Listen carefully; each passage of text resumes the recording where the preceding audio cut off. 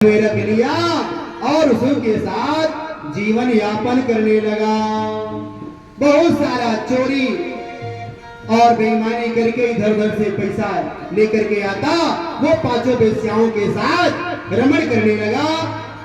अब एक दिन तो ऐसी चोरी किया, किसी बड़े घरों में राजा महाराजा के घर में ढेर सारा माल खजाना लेकर के आया।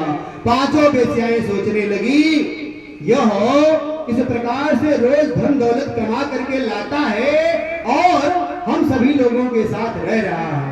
कल का यदि कभी ये पकड़ा गया तो इसके साथ साथ मेरा भी जाना होगा और हम लोग ऐसा कभी होने नहीं देंगे।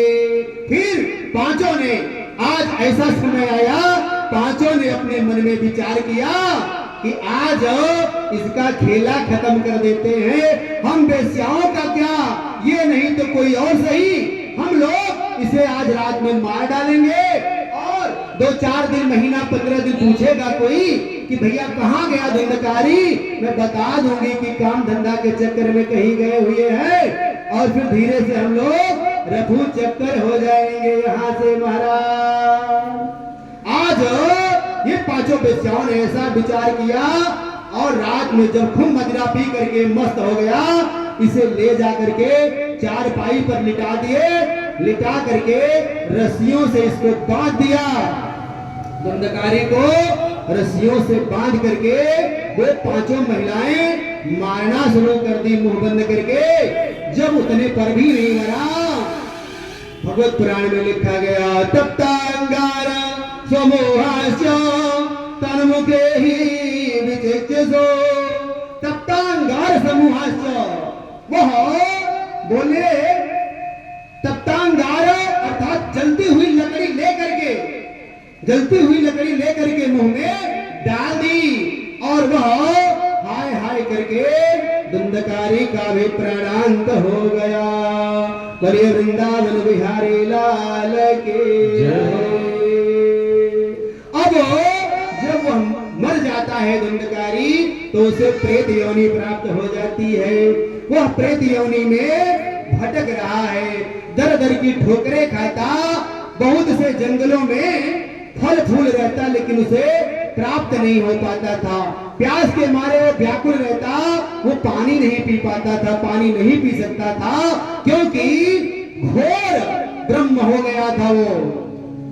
अब जब सुन पाए गोकर्ण जी महाराज की हमारे भाई धुंधकारी जी की मृत्यु हो गई, तो गया इत्यादि जगहों पे जाकर के उन्होंने श्राद्ध कर्म किया था, पिंडदान दिया था।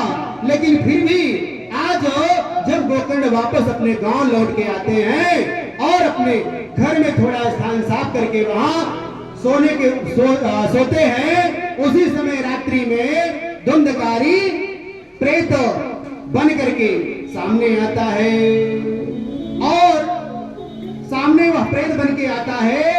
गोकर्ण प्रेत रूप में जोर जोर से रो रहा है, कभी हाथी बन जाता, कभी कुत्ता बन जाता, विभिन्न प्रकार का भेष ले लेता। गोकर्ण देखकर आश्चर्यचकित रह गए, भाई तुम कौन हो, कहां से आए हो। रोने लगा, रो रहा है, अपने दुख को सोच रहा है कि मैंने जीवन में क्या किया। रोते हुए आज धुंधकारी कहता है, अहम भ्राता त्वदीयो रश्मि। रो पड़ा, भभक के रो रहा है भैया से अपने, अहम भ्राता त्वदीयो रश्मि धुंधकारी इति नामतः स्वकीयैव दोषेण। भैया मैं तुम्हारा भाई धुंधकारी हूँ और मैंने ऐसे जीवन में पाप कर्म किए जिसका फल मैं आज भोग रहा हूँ। भैया मैं तुम्हारा भाई हूँ, स्वकीयैव दोषेण, अपने ही दोष के कारण। ब्रह्मत्वं नासितं मया, मैं ब्रह्म राक्षस हो गया हूँ। भैया कृपा करो और कृपा करके मुझे इस योनि से मुक्ति दिलवाओ भैया, क्योंकि आप साक्षात करुणामय कृपा है भैया, मुझ पर दया करो भैया, मुझे भयंकर पीड़ा से मुक्ति दिलाओ। अहो बंधो कृपा सिंधो भ्रातर मामा मोचया। गोकर्ण बोले भैया अगर तुम धुंधकारी हो तो मैंने जब सुना था कि तुम्हारी मृत्यु हो गई तो मैंने विधिवत गया में श्राद्ध किया, पिंडदान किया था, फिर तुझे मुक्ति क्यों नहीं मिली? धुंधकारी बोला भैया गया में एक बार नहीं 100 बार पिंडदान करने पर भी मेरा उद्धार होने वाला नहीं है। क्यों? क्योंकि मैं छोटा मोटा प्रेत नहीं हूँ, मैं प्रथम श्रेणी का प्रेत हूँ। गया श्राद्धम सतेनापि मुक्तिर्मेन भविष्यति। गोकर्ण ने कहा भैया तुम बताओ मैं क्या करूं जिससे तुम्हारी मुक्ति मिल जाए, तुम्हें मोक्ष मिल जाए? बोले भैया मैं ये नहीं जानता कि आप क्या करें, लेकिन कुछ ऐसा जरूर करें जिससे मुझे इस प्रेतत्व से मुक्ति मिल जाए। गोकर्ण बोले अच्छा ठीक है भैया, यदि ऐसी बात है तुम इस समय जाओ, और जाने के बाद मैं देखता हूं प्रातः ऋषि मुनियों से, विद्वानों से इसके बारे में पूछूंगा कि भाई कौन सा ऐसा कार्य किया जाए जिससे तुम्हें मोक्ष की प्राप्ति हो जाए। सुबह गोकर्ण उठे, स्नान ध्यान किए और लोगों से पूछे पर कोई कुछ नहीं बता पाया। फिर साक्षात परम ब्रह्म परमात्मा सूर्य देवता जी ने सूर्य देव को अर्घ देते समय वह गोकर्ण महाराज प्रार्थना करने लगे, तो ब्रह्म नमो जगत साचे ब्रूहि में मुक्त हेतु को।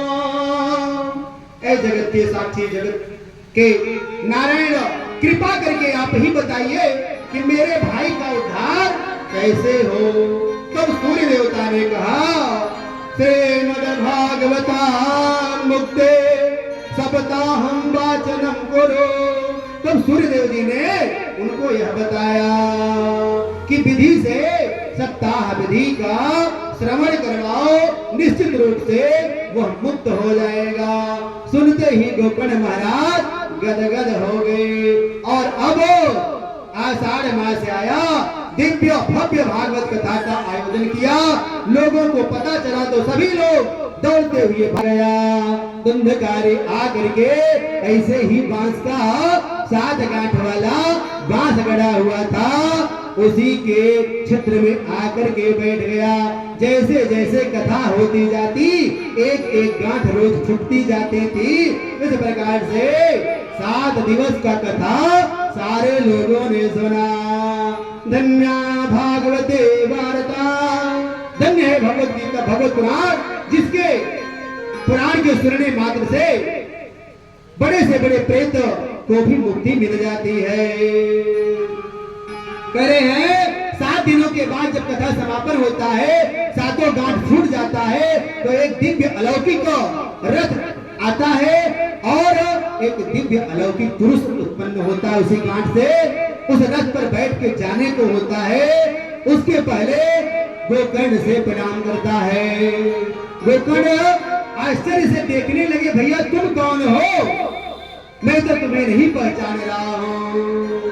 हाथ जोड़ करके कहने लगा मुस्कुराते हुए, भैया मैं धुंधकारी हूँ। धन्या भागवती वार्ता प्रेत पीड़ा विनाशने सबता हो अपि तथा धन्या कृष्ण लोका फल प्रदा। भैया इस सप्ताह यज्ञ के करने मात्र से मेरा मोक्ष हुआ, मेरा उद्धार हुआ भैया, और मैं आपको बहुत बहुत धन्यवाद देता हूँ। अब यह अलौकिक दिव्य विमान पर बैठ करके भगवान कृष्ण के लोग को जब जाने लगा तो बैठे और सारे लोग कथा सुनने वाले प्रेमी कहने लगे, भैया आप लोग सिर्फ इन्हीं को लेकर जाग रहे हो, कथा तो हम भी 7 दिनों से लगातार सुन रहे हैं, फिर आखिर ऐसा क्यों सिर्फ उन्हीं के लिए विमान आया? तब वो भगवान के पार्षद कहने लगे, कथा तो सैकड़ों लोग सुने हैं, फिर सबके लिए विमान इसलिए नहीं आया क्योंकि धुंधकारी जैसे मनन पूर्वक कथा का रसपान आप सभी लोगों ने नहीं किया था, इसीलिए। बोले भैया ठीक है।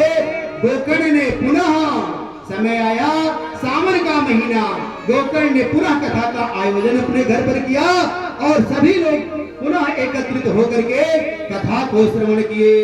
आज सभी लोगों के लिए दिव्य विमान आया और गोकर्ण के साथ सभी लोग भगवान कृष्ण के साथ गोलोक में चले गए। बोले वृंदावन बिहारी लाल की जय।